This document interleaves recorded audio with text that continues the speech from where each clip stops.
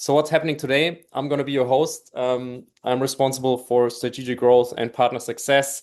And with me is Dr. Nikolai, our group CEO and the visionary mind behind Playbook. And today it's all about the vision for 2026. It's about what's going to come. We're going to talk about the future. And today it's going to be very concrete because it's going to be about some real modules, some real use cases, and some real value which we're going to deliver into pharma, into medtech, into the real world out there. And yeah, I'm beyond excited to present that today with you. And we're gonna have a little introduction followed by a presentation of roughly 45 minutes, and we're gonna use the last 10 minutes to really deep dive into your questions. So please share them with me, put them in the chat. I will collect them and make sure we're gonna answer all of them for you. Yeah, and having said that, Nikolai, I would hand over to you and please guide us through this amazing topic. Johannes, thank you so much, and everyone being here. I know it's the year's end rally, and it's probably very hectic, and you probably have a lot of things you need to close, achieve, and it's even more exciting to spend, a few minutes on an outlook what's coming up next year because we are at a really exciting point in time. I think everybody by now is familiar with AI as a topic. I think there are probably initiatives running within your company. You have maybe already initiated some projects. You've been building some prototypes. Maybe you already have some products live internally, some external products you're using, or you have developed such products yourself. We're currently in deep discussions with other software companies, vendors, large ERP systems, how they approach and tackle things. So we're currently in this transition phase, which creates a lot of excitement, but at the same time can also be a little bit scary. And I think for us in quality and regulatory, our job is stability. It's ensuring quality. It's ensuring that output we deliver is nothing but excellence. And therefore, for us, even the topic AI is more important to understand how we can leverage the technology for our purpose. And at the same time, how can we control it? How can we still do our job in ensuring quality and regulatory compliance in our organizations while there's more and more in AI? So what we will do today, and we've been already mentioning that, we'll just focus on one snippet of what's coming up in the next year in 2026, because I said it throughout the whole year. 2026 is now providing us a tsunami of new functionalities, features. What we've seen within our own company, I'm sure is happening also in other places, in other companies, in other tools. That means everybody is thinking about releasing these new functionalities, and I think we've taken a very, very stringent and very clear approach to this, how we can deliver value fast through AI. And therefore, the one feature and the one functionality we'll focus on today is AI Conformity Review for SOPs and records. And probably you already have a good understanding what that could be all about. We're all busy managing documents. We're all busy updating and reviewing them. And we're all facing the challenge of a constant evolving world. Regulatory is changing, best practices are changing, standards from our customers, from auditors, everything is constantly evolving, and we need to keep up with that. And that means a lot of skill, and that means a lot of time. And we'll discuss today how we can use AI, how we can leverage AI to really create excellence as a result, and at the same time save a lot of time and save a lot of required research and deep upskilling. So that's the topic of today. We also give you a bit of an idea what the underlying technology is, how that actually works, and why this is so stable, and how it can be validated. And then on the other side, giving you an outlook how this is just the beginning. And we are talking about just the beginning of 2026, and there will be more next year. But let's be focused. Let's focus on this part. Just a few words for all those of you who don't know us yet.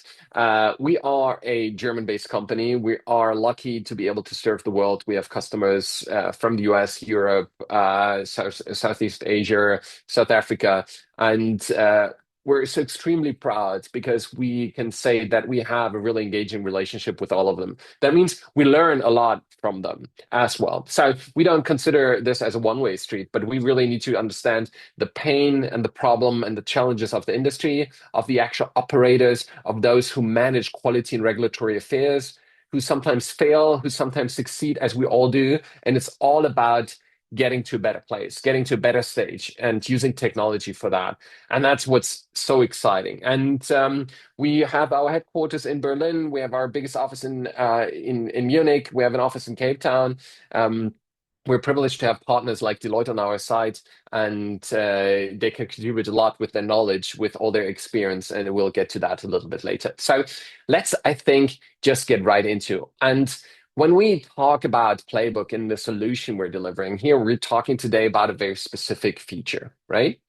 But that feature is embedded, of course, in a whole platform, in a whole technology stack. So what we are and what you can use and utilize Playbook for is the full QMS capability. Is something you would consider to some extent classic eQMS capabilities.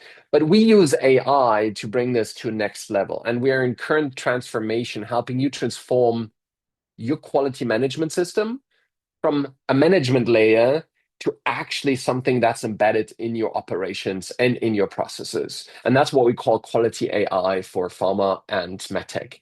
And again, excited to show you the first feature set out of that during this demo. And what I would like to do now is I would like to, and there's some information, some tick off, basically that has to be in the deck, that has to be on your checklist, classic vendor assessment. But to show that up front, we're a validated computerized system. We found a way how to make AI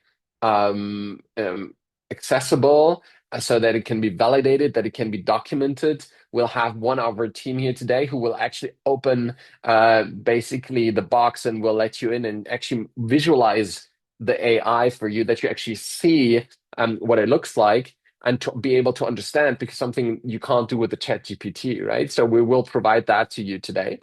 And we're a German company. Our service located in the EU. We compile to the highest and strictest compliance standards, obviously, and are ISO certified. So that's just on the tick off exercise part.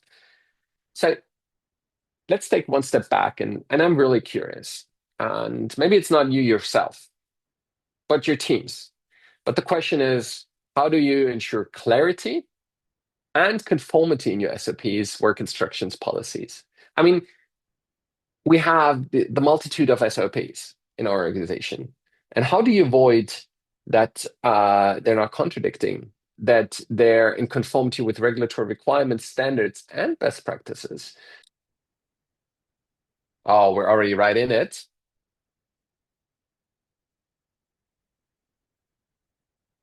It's so interesting because what we see here, where I hope you all can get on that. I can see that only just a portion of the participants is on there. I know it's quick that maybe you have been prepared that you need to participate in here, but I'm I see more people joining on here.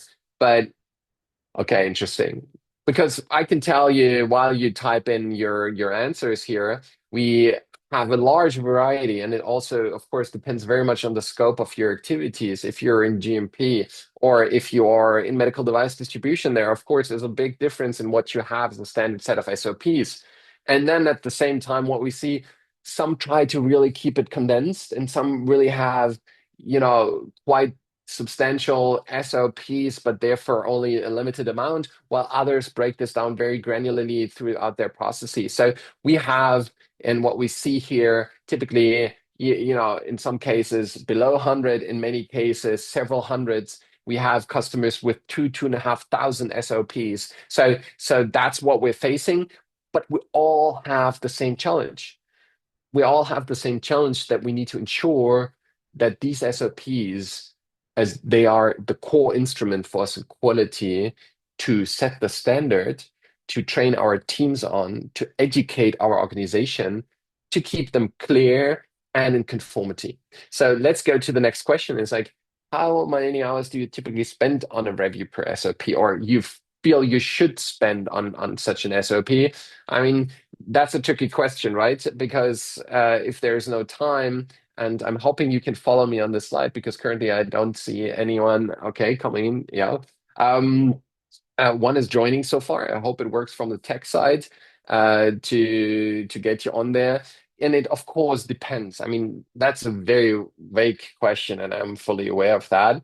But sometimes you need to do a full review and see whether things have changed. Sometimes you just make an update with regards to a quality event in your organization, which requires an update or learning or best practices. So I love that from 1 hour to 3 days. I feel that. I feel that. It can be an hour, it can be quick, and sometimes it requires digging deep into regulatory, into changes we see in EUMDR or in a new guidance that was issued by a authority. So trying to really understand that, but it's exactly those numbers match exactly our experience. It's likely a few hours. So in average, we'll say 3 to 5 hours. That's what typically happens. Sometimes you're faster. Sometimes, unfortunately, it can almost be 3 days. So we feel you on this one. And this is the last question there, and then we'll actually go over and see what we can do with AI in this part. It's like, how do you educate yourself? Because it always upskilling, it always sounds so negative in terms of that, there would be lack of knowledge and there would be something bad. I can tell you, like, we in our team need to constantly upskill ourselves in any discipline. And of course, the subject matter in quality and regulatory, that's why we have great people, why we have pharmacists in our teams, why we have product managers from medical device in our team, but as well on the AI side and the technology side. So the challenge is, how do you educate yourself? Where do you get the information from? Do you sign up for newsletters? Do you follow do you follow the authorities and what they issue? How do you become aware of regulatory changes? I think many of you, they have glossaries of the regulations you need to follow. Regulatory affairs is doing that. Yeah, reading a GMP guide. So that's real, because when you calculate that into the review time, that you constantly need to be aware of what's going and happening out there, those numbers even increase further. So fully feeling you there, that this is a very challenging and tricky part. So yeah, start to date with new guidelines, attend webinars, follow newsletters, LinkedIn. Yeah, difficult, to be honest. It's we feel the same, and we work with large organizations. They say it took us weeks and months to compile a glossary of applicable regulatory requirements in a new market we were attending. And we haven't then even dived into those regulations and those guidances. So we just have that information, what it is we need to look at, but we weren't able to go in it. And that's what we see as a common pattern. So thank you for openly sharing here. And I'm just going back to our presentation. And I'll tell you, we very quickly will go into the product, and we'll dive into the current product and how it's currently forming versus AI. But before we do that, I would quickly want to summarize the problem as we see it in the industry. And just for the sake of making you feel comfortable more with the situation because you're definitely not alone. So what we see on the documentation side, on SOPs defining our company standard, we see they're growing. In some cases, we have white spots. We have not maybe fully covered a matter with the respective guidances and procedures. In some other cases, we have redundancies. We have, in particular from a role perspective, maybe contradictions. They are growing, in particularly when we need to manage multiple sites. When we have multiple divisions, areas, products, we do medical device, we do pharma on the one side, and we have these, parallel sets of SOPs potentially that in some cases govern the same thing when it comes to warehousing or when it comes to temperature control and other things, but we have these duplicates. So that's growing, but we can't get it really under control, which leads to unclarity for our organization. and in many cases even non-conformity when it comes to regulatory requirements. So that's the situation. We need to work with limited resources. And on the other side, reviews are manual, right? They're slow, they take time. Just reading, digesting information, then maybe even just, from the top of our head, remembering what operational challenges we're facing, updates we need to make. So, blending that all in, and of course, classic quality events, which leads and trigger a change. That's clear. I mean, that's obvious. But like in the top of that, during the periodic review, how do you improve? How do you improve your SOPs? And in that being said, there's an additional risk. It's subjective, right? It is from what we know. It is limited to what we know. And again, it's not meant to be negative, but we're just having this one brain capacity. And it's potentially limited. It's subjective. And that, of course, causes the risk for errors. And what's happening is then like a compliance drift, and leading to CAPAs, deviations, audit findings. So we see a clear relation between also the quality of operating procedures and how our organization is performing, and then in the end also the cost of poor quality, which is sometimes not even easy to measure, and smart people have done that job. So like in a broad agreement, cost of poor quality are an average of the revenue, and not the sales, but of revenue, 4.5 to 6.3% of the revenue. So imagine with all the growth targets we have and what we try to achieve, um, how much we could leverage when we would focus on, and we would have the resources to focus on quality, improving quality in this regard. And when we just add up the numbers and hours we need for manual review, it's hundreds and thousands of hours we need to actually spend, and often don't have the time. Sometimes just do it right before an audit, or having a little bit our periodic review schemes a little bit interpreted a bit more liberal. So every company is facing these challenges. So that being said on that side, and I would like to take you now to a better future. And I would like to show you how we look at 2026 and what the solutions are we're all offering and driving towards to. So starting off with your SOPs. And we understand that sometimes they feel like silent paper. And sometimes it's maybe frustrating because you spend effort into reviewing and updating these SOPs, and you train your people on it, and then still things go wrong. And that is, of course, a lack of translation from your SOPs into your operations. And we'll have a four-phased approach, and we'll get to all four phases within the next year. And we start here and today with phase one and phase two, showing you what's coming up. So phase one is what we do is we ingest your SOPs and we translate them, we call this SOP as a code, into executable rules. So we make sense out of your SOPs.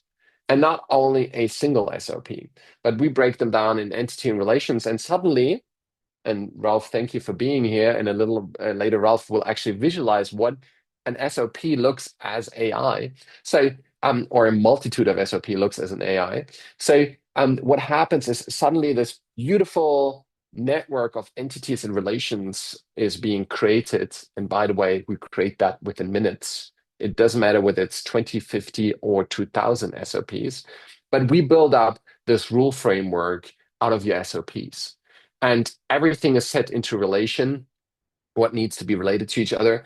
So you immediately, and that's then the preparation for phase two, you immediately can detect a lack of clarity because there are contradictions, there are redundancies, and you can use this to check on conformity, because then you have that entirety of your rule set there built in one rule framework, which you then can challenge. And this is what we'll focus today on, so-called gold standards. We call them gold standards, whether and anything that's applicable to you. For example, it can be EU MDR, it can be GXP, it can be, of course, national requirements defined through the local authorities. So then check that all against that. And as a result, what you have are two things. You have this real-time rule framework, which produces you answers to questions for what do I need to do in a situation A? Your warehouse manager can basically ask and make understand within seconds what they need to do in this very specific moment, and they get reference to the relevant SOPs, but they don't have to go through 4 or 5 documents finding that information, misinterpreting the information, maybe being challenged because they're contradicting and making the wrong move. How many times it happens that someone signs something they shouldn't sign off, but they were right in thinking they should sign it off because it was stated in one place, but the opposite in another place. So avoiding all that, creating that full clarity. And then, and that's what we just looked at when it comes down to the review, we want to focus on challenging ourselves and challenging our set of rules against gold standards. And these two things were currently in release. So the phase one is already in place. Phase two is currently in release. We have the first beta customers trying and working on this even before Christmas, and then fuller and wider rollout in January in a pilot phase. So allowing you, and whenever you're interested, give us a ring. Actually run your SOPs against these gold standards and learn from that. And we partner with amazing partners there. We're currently establishing a collaboration with one of the leading Big Four. And collaborating with them defining their gold standards because that's what they're really good at, and giving you access to that kind of resource, giving you access to that expertise, knowledge, and that's what we're already rolling out as well. And then there's phase three and four. And I want to give you a quick outlook what's actually then happening because we take this further. So just lean back and imagine you're in a state where you can immediately have clarity on what the organization says for a specific scenario based on your SOPs, giving clarity, giving guidance to your colleagues. And you can rely that these SOPs are clear and in regulatory conformity and conformity with ISO standards and best practices. So that should already get you in a situation where you should feel comfortable with regards to the next audit. And we already, by the way, I don't know if this is good news or bad news. We already have received outreaches from certain authorities that actually look into, their side of running audits and inspections. And they're wondering, couldn't they use the same technology to check, a multitude of SOPs, records, and other documentation within organizations for consistency, for accuracy, for conformity. So it seems also the authorities are preparing to upskill themselves, and that's even more important that we are ready and that we are in the state where phase two is getting us to. But let's talk about phase three and in a bit later phase four. Imagine you or one of your colleagues would record a deviation, nonconformity, and as a result, a kappa. And imagine you would get right away, along the way, guidance on how to resolve this kappa based on what you have defined as your operating procedures. And you're not only getting guidance, but there's also a strong component of monitoring. So to ensure while your teams work on kappas, while they work on complaints, while they're on the shop floor, working on the batch manufacturing records, getting immediate feedback on whether they're on the right track or something's going wrong. And that's all being based on a real-time process verification against your rules, against your SOPs. And that's what we're looking at mid-year next year, rolling that out. So all these quality events you run over Playbook, that you challenge them back against what you have as your rule set.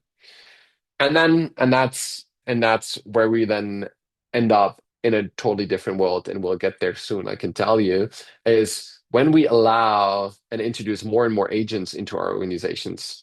And by the way, I don't know if you have read the newest Google AI report for healthcare, and there are extremely interesting numbers in there. The one number is healthcare is adopting AI 2.2x faster than any other industry. And 44% of healthcare companies say they have initiated and are in the rollout of agentic systems, so AI agents, so AI co-workers in supply chain, in customer success, but also even in R&D. And leaders also say their number one concern is about security and compliance. And this is where we as teams come in and say, how do we ensure that when our organization introduces AI agentic systems and hands over work more and more to artificial intelligence, how do we ensure quality and regulatory compliance within these frameworks? So that's phase four. So everything what we do in phase one, two, and three, we prepare that we can integrate into any agentic system, that we can integrate into these systems to ensure that these systems then follow our SOPs and our standards as they're no longer silent paper.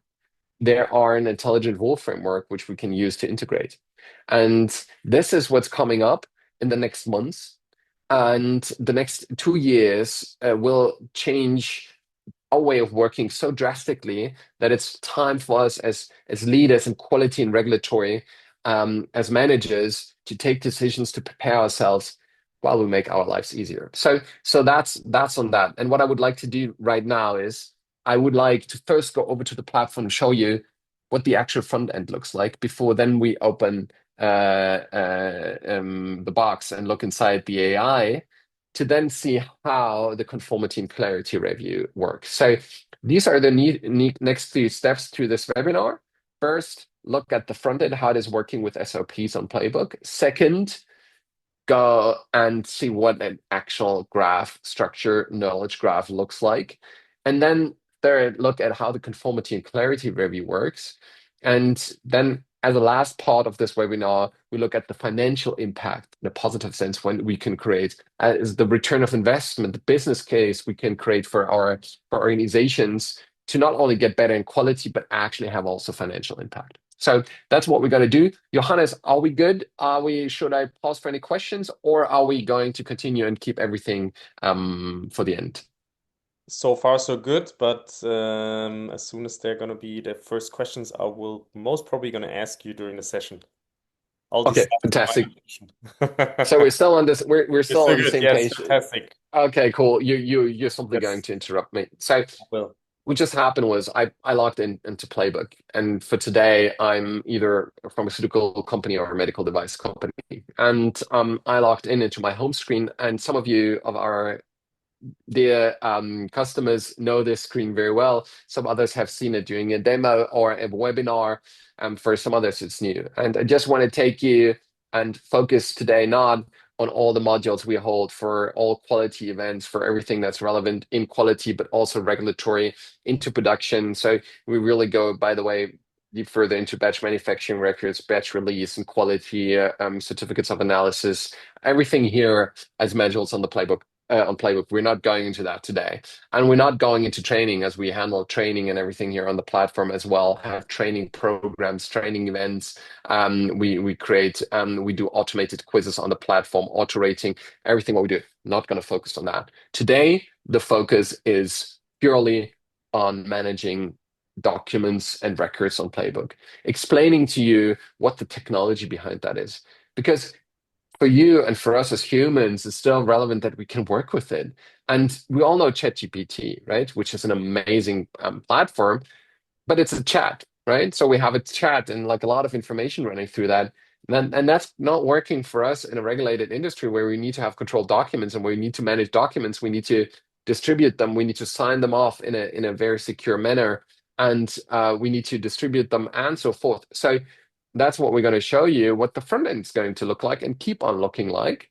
Maybe there will be some involvement as well in the future. Maybe we will move out of the classic format of like a PDF or one standard document and more granular into rule sets. Let's see, but that's not urgent. So let's get into one of these SOPs right here. So I just clicked on it because it was there on my dashboard, and my dashboard it said this one is requiring approval from you.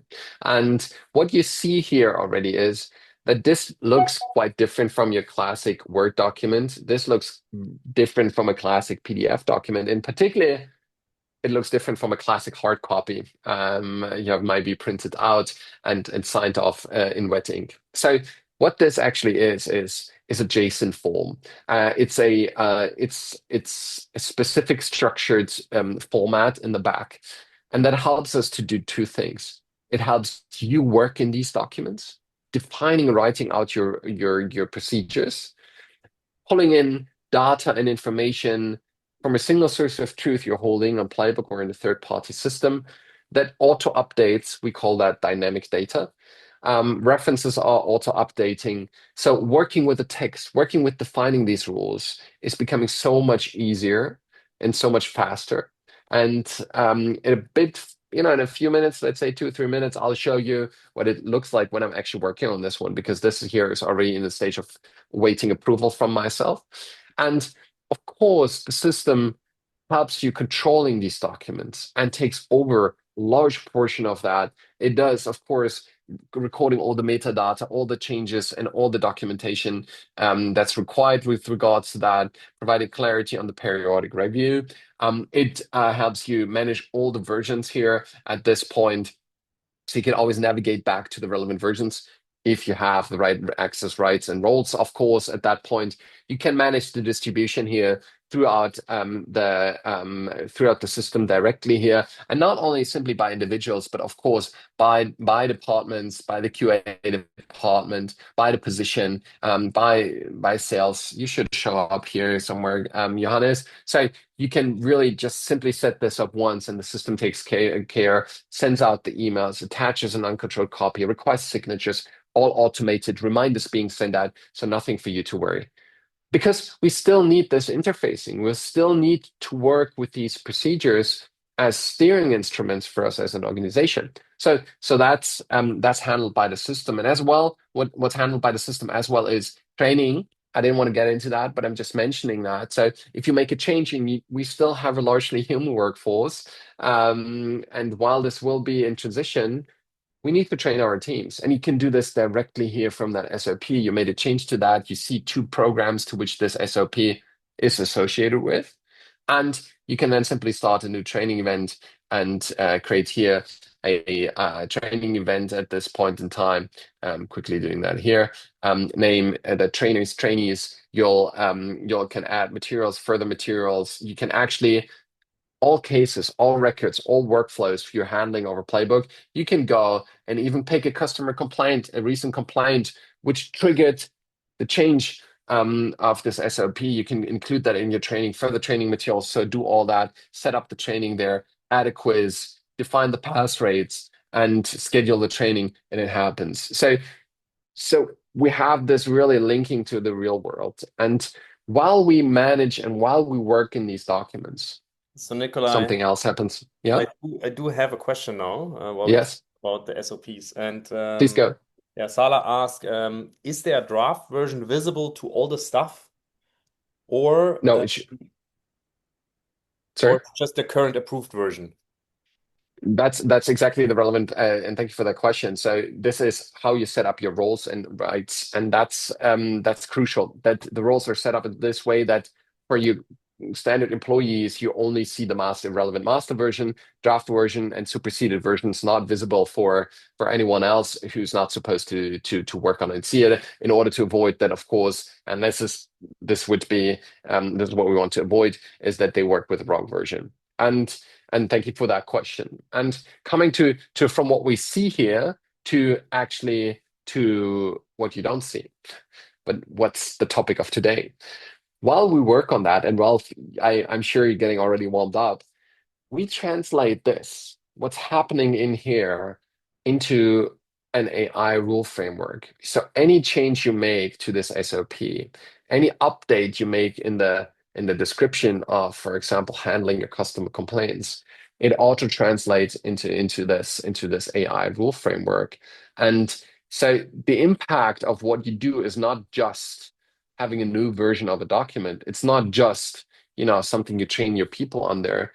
It's actually your company AI that sits in the back is being updated in a very controlled manner. And you have a basically new version of that AI then being built based on those changes. And in order to get there, I'm just quickly checking the time. Here, I will quickly approve this one. We have built-in electronic signatures which are approved. I approve, which are FDA approved, and I'm quickly going in here and retrieving a 6-digit code. If you use single sign-on, you don't need that code, but this one is being sent to my phone.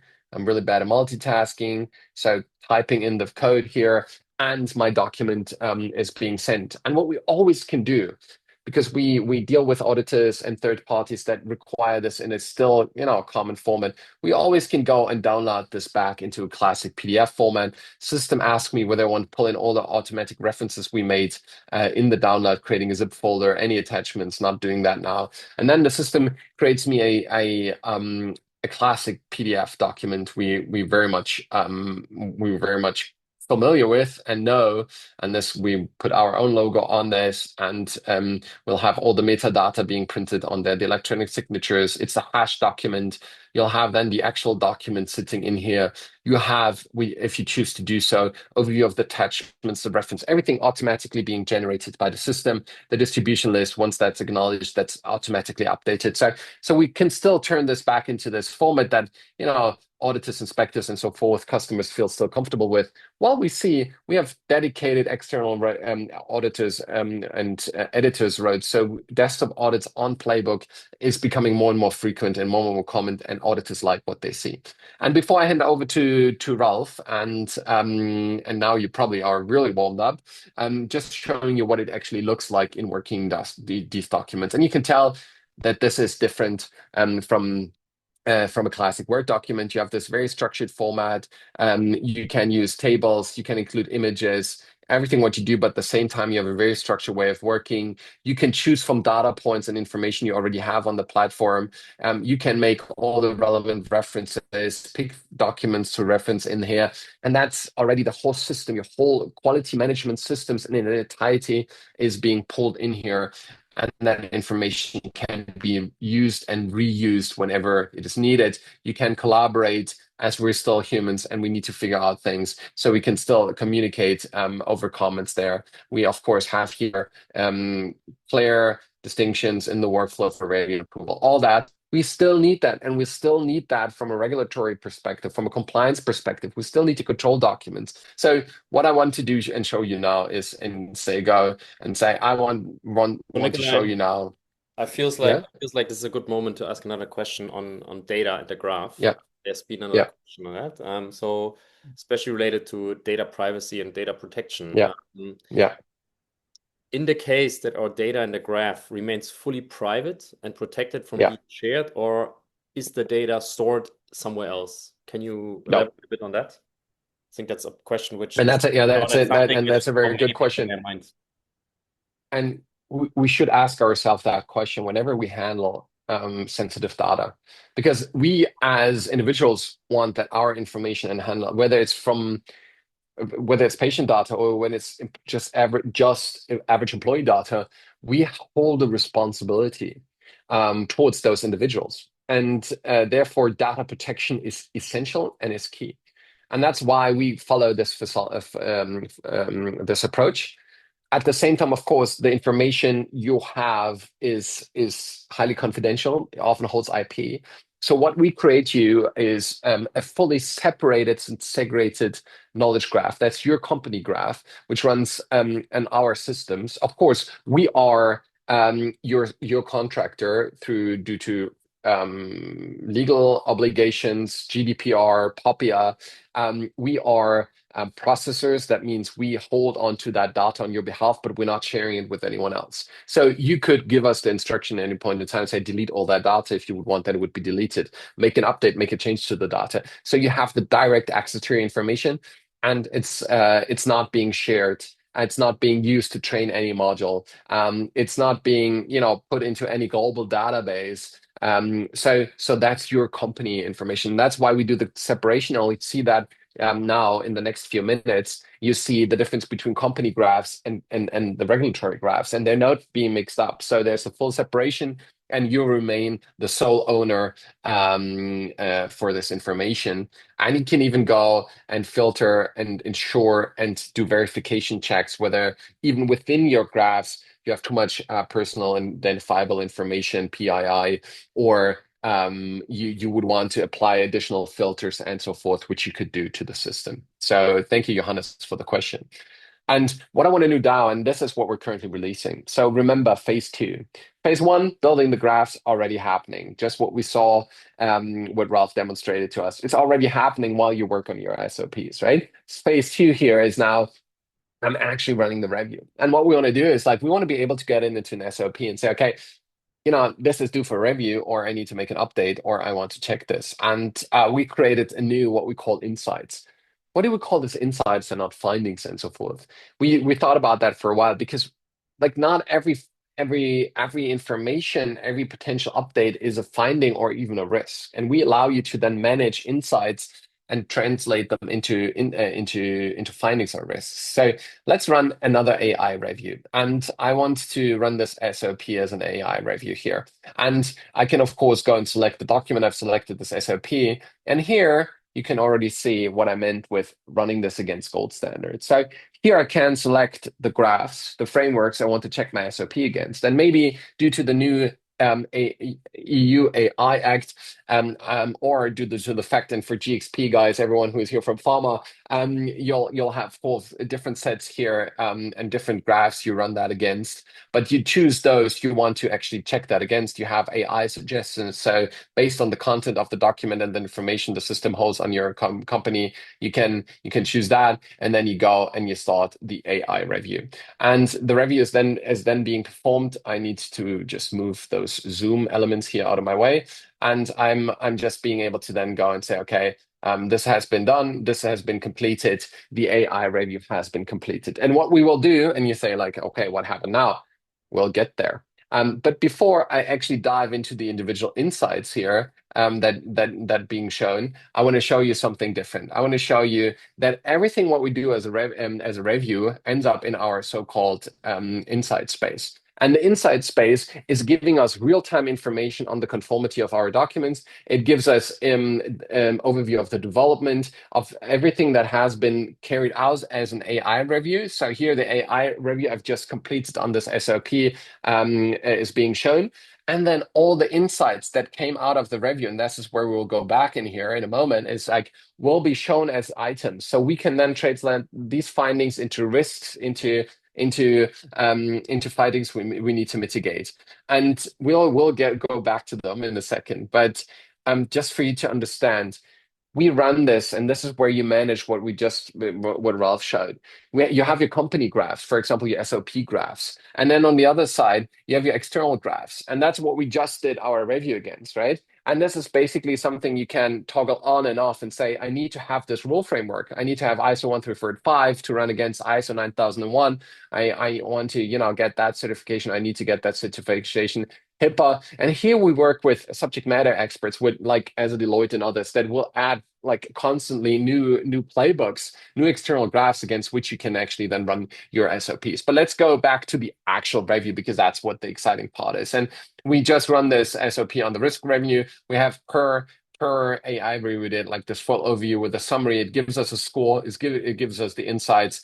It gives us the information. And here, this is the actual record. And when I go now in the insights and check the insights, I'm getting this score. I'm getting this overview. And now I want to actually understand what's wrong, what I need to improve. And here we have the full list of suggestions and again, we're not calling it findings, but insights. They're obviously numbered. You can manage and work with them. And here on this inside, we get a suggestion for structural improvement on the purpose side. So the system here immediately gives you context and says, okay, what is the reason for that change? Where is it coming from? And here already a suggestion and say, okay, you should update that text into this because now it makes reference to the AI Act and updates language in this regard. So you have the suggestion then simply being updated. And of course, you can reject it and say, okay, I'm not doing this. The same here is with references, where you say, okay, we made references to certain regulations and they have changed and I need to update that. So I'm getting that as an immediate feedback and it could go and reject this or it could go and accept this at this part and could go and work myself through all the suggestions. So when we talk about hours and days, I don't know who it was who said they needed to like up to 3 days with review, and I feel you and understand. We'll update this here to a few minutes and just go through that and be still the human in the loop in order to ensure that that we have done that right. And you can give the feedback and say, no, I don't like this. You can still make changes to this, but this is how we can actually work ourselves through the documents and could even do this globally for all our SOPs, can see whether we have white spots, whether there are contradictions, but I'm just checking the time. We have only 6 minutes left. So, And I Nikolai, would there's just, one question yeah, on that because you've just been elaborating on the time which being saved yeah, per SOP, and there's a yeah, question on how, if we have data on how much time does our AI review actually typically save per SOP review? 85%. A very 85% precise answer. is, yeah, I mean, like numbers. I mean, that's data. I mean, we're a tech company. We should know. I mean, we're tracking that, and it's 85%. In average, we have like a 35 to 40% admin saving time management side and an 85% in review time here. And we here have made like a little bit of an overview of giving an understanding of what the actual impact is on running the AI review on your documents and your SOPs and records. And when you would have, say, a 500 SOPs, and look, like we're pretty good. So it's good we're operating on the same data. What you shared during the survey in the session, 3 to 5 hours internal hourly audit rate. Of course, it depends on where your staff is located, and you need to have skilled and trained resources, so they're typically more expensive. Comparing that to external, and this is even if you take this as a hybrid approach, if you still have the humans in the loop to go through that, you will have that clarity and guidance and also the confidence to say this is helping me a lot. I'm just doing the final check instead of first doing all the research of current changes in regulatory, trying to understand what actually needs to happen. And we're cutting costs equivalently to the 85% of time. And not only the costs. I mean, it's not only about, operational expenses. It's not only about, wasting thousands of hours on the review part there, but actually, and investing that time for more, that as an outcome have and cutting off, and this basically brings me back to the beginning here, cutting down our costs of poor quality, reducing the number of kappas, deviations, audit findings, being audit ready in real time. That's what we want to get to. And as a next stage, what we want to get to is we want to be prepared to monitor our processes, the activities we run, the quality events in real time against these standards to then later be able to control agents as well. And this would be the moment where I would stop and pause. So we'll still have a few moments for some questions. And at this point, thank you so much, Johannes, for moderation. Yeah. And yeah, Yes, all right, all right. Hey, Nikolai, thank you so much. This is so exciting. What's coming up and what we are able to deliver and how the future will change in quality management and in these regulated industries.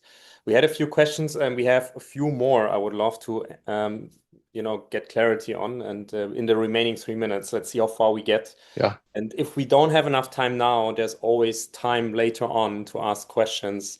You can actually book directly a meeting with us if you like to get more clarity on that. And we do have a screen for that. Maybe you can share that in the meantime. Yeah. So, And I've just read the questions. Yeah, yes, so there's a question on actually, it's a financial back question. What is the payback time? Do we have numbers on that? When we're using this AI for SOP review. yeah. It's around 2 months, 2 to 3 months. Of course, there's some dependencies, but to give you time and okay, tell you a quick story about that. when I ask my team and say, okay, we have a set of 50 SOPs, how long does it take to build the graph and sort the review? And they go like, yeah, that amount of minutes. And I'm like, okay, but when it's 500, and they say it basically doesn't make any difference. So we like from the tech side, our AI just to build your company graph takes minutes. So it's not relevant. Whether it's 23 or 27 minutes, I must say. And the question then is, how do we do the sign off? How do we do the improvement? And we just need to work ourselves through.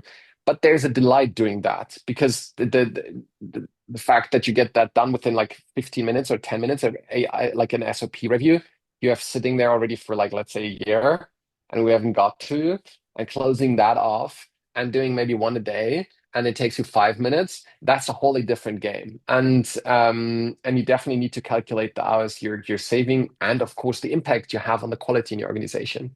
But please continue, Johannes. Okay. Thank you so much, Nikolai.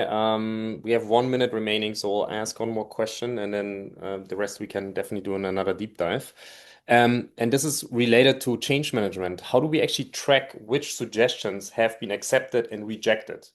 Could Yeah, you this elaborate? is this is this is such a good place because these are the questions we dealing with internally, and we as we record these this informations as insights, they remain as insights, and you can still go back to these insights, and you could even initially reject them and later go back, work on them, and then accept them, or modify them. So these items, while we work with these insights, you can still go back and you can still track on your dashboard, understanding how many have been accepted, how many like you didn't improve as a quality from a quality perspective, because that's what it's all about, constantly improving quality, right? So you'll get that information through your dashboard and have that in real time available and can go back to each and every insight and initially reject it and later approve it. All right. Well, thank you so much, Nikolai. I think there's so much more we can talk about. Unfortunately, the time has hit the clock. Feel free to reach out. I want to say a big thank you to everyone who joined this webinar. Thank you for the questions. Thanks for the interest. There will be more webinars coming up. We're going to have this session recorded. It's going to be on YouTube in case you want to share it with anyone. And big thanks to you, Nikolai, for guiding us through this. And thank you, Ralph, for showing us the graph. Thank you, everyone, and I'll talk to you very soon. And thank you, Johannes. Yes, thank you. Thank you, everyone. Bye.